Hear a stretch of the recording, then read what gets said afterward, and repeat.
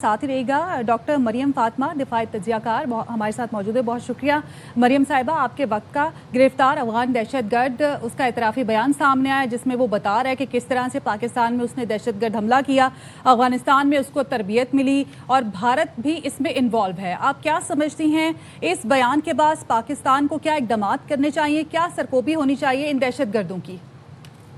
जी बहुत शुक्रिया मुझे मदऊ करने के लिए। ये जो एक इंसिडेंट है ये बेसिकली एक उस पैटर्न की निशानदेही कर रहा है जो काफ़ी अरसे से पाकिस्तान इस सारे मामले से 2021 से लेकर अभी तक डील कर रहा है। और ये जो बाशिंदा जो पकड़ा गया और जो इसमें कन्फेशनल स्टेटमेंट्स दी हैं सिंध रेंजर्स के ऊपर जो अटैक करने के लिए जो इनका मंसूबा था, तो इसको अगर हम देखें तो बेसिकली ये उस ब्रॉडर स्कीम का एक हिस्सा है जो कि इंडिया की तरफ से मुसलसल लॉन्च की गई है 2001 के साथ।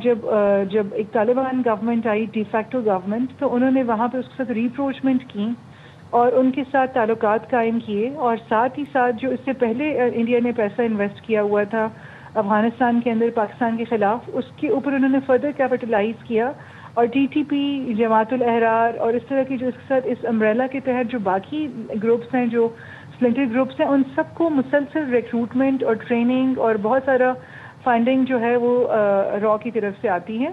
तो ये जो सूरत हाल है इसके पेश नज़र हमें ये बात समझनी पड़ेगी कि पाकिस्तान ने हमेशा TTA जो तहरीक तालिबान अफगानिस्तान जो खुद को एक डिफेक्टिव गवर्नमेंट कहती है, उससे डिमांड किया कि अगर वो खुद को गवर्नमेंट कहती है तो उनको एक इफ़ेक्टिव कंट्रोल जाहिर करना पड़ेगा कि वो इफ़ेक्टिव कंट्रोल असर्ट कर सकती है अपने तमाम मुल्क की तमाम टेरिटरी की स्पेसेस में। लेकिन चूंकि अगर हम देखें तो तालिबान गवर्नमेंट जो TTA है वो अभी तक इस तरह किसी भी किस्म की कोई हमें एक एविडेंस देने में नाकाम रही है। जो स्पेसेस को गवर्न रख रही है और जो मिलिटेंट एक्टिविटीज़ हैं जो वहाँ से लॉन्च की जाती हैं पाकिस्तान के ख़िलाफ़, उनको भी कंट्रोल कर रही है। तो इसमें एक तो इनफेक्टिव कंट्रोल की बात है, दूसरी बात अनविलिंगनेस भी नज़र आती है कहीं ना कहीं इस गवर्नमेंट की, क्योंकि जाहिर है वो भी रिप्रोच कर रही हैं। उनके जो फॉरेन मिनिस्टर थे उससे पहले वो काफ़ी हद तक पहले सटल अंदाज में इंडिया के साथ मुलाकातें होती रहीं दुबई में, लेकिन अब जो है कुछ अर्से से लास्ट ईयर से अगर आप देखें तो बहुत क्लियर मुलाकातें हैं।